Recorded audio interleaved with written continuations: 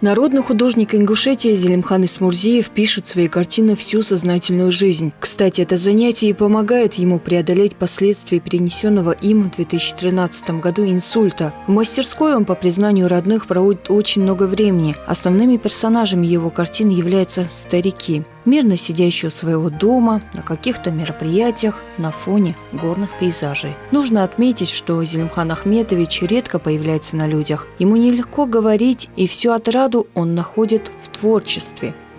Всю жизнь одною мастерской, понимаете? Все время я красками работаю, понимаешь? Я очень часто вижу у вас на картинах вот тона зеленые, приглушенные какие-то, да, коричневые, переходы. Вот это любимый, да? Хорошо,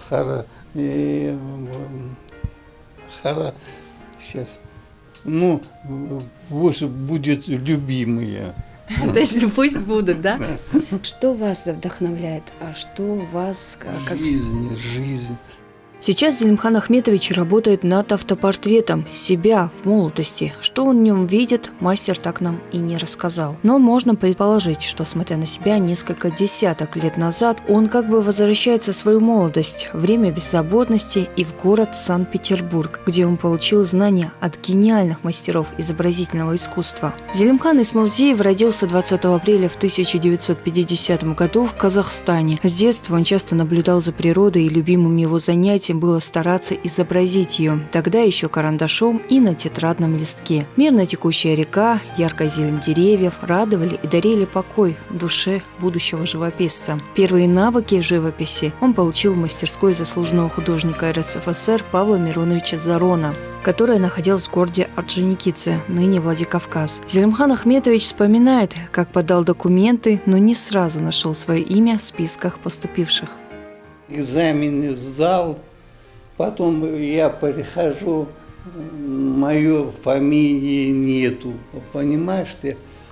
Ну, смотри-ка, и потом я женщина, да, и я говорю, ну, моя фамилия есть тут, и она мне говорит, ты поступил 3-й раз. И единственный я поступил 3-й раз.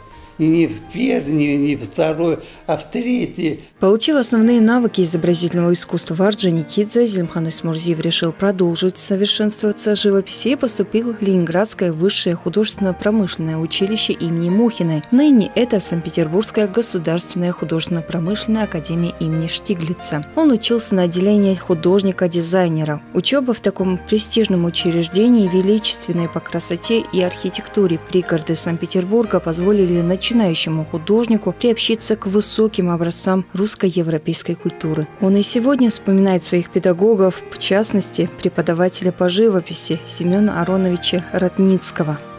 Он очень хороший человек был.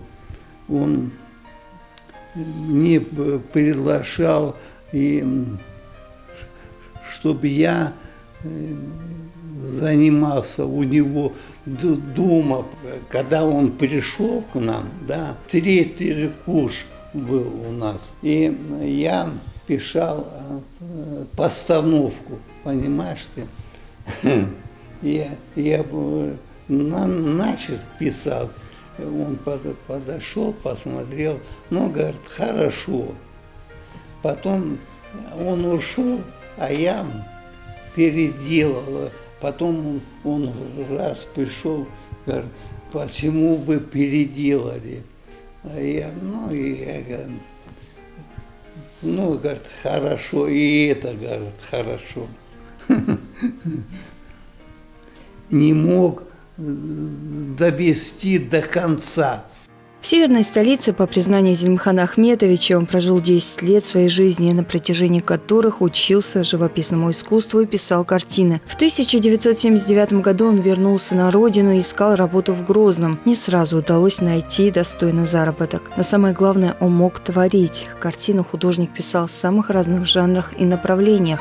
В более поздних работах народного умельца мы видим мотивы, навеянные философскими размышлениями о религии, жизни, предназначении человека. Инсульт, который перенес Эсмурзиев, лишил его возможности свободно общаться с родными и близкими, но не смог лишить природного дара. Зелимхан Ахметович уже не может работать правой рукой, но зато сейчас он пишет картины левой. В мастерской очень много недоконченных полотен, над которыми он работает понемногу. Образы ему приходят из воспоминаний. Я изображаю старейшину. Ну, по тем работам, которые я видела, там не один старейшин, там очень много людей, самые разные, да? Я, понимаешь, что никуда не хожу я. Сейчас не ходите, да? Нет, никуда не хожу. Вот эта вот картина, да, это и есть моя мечта.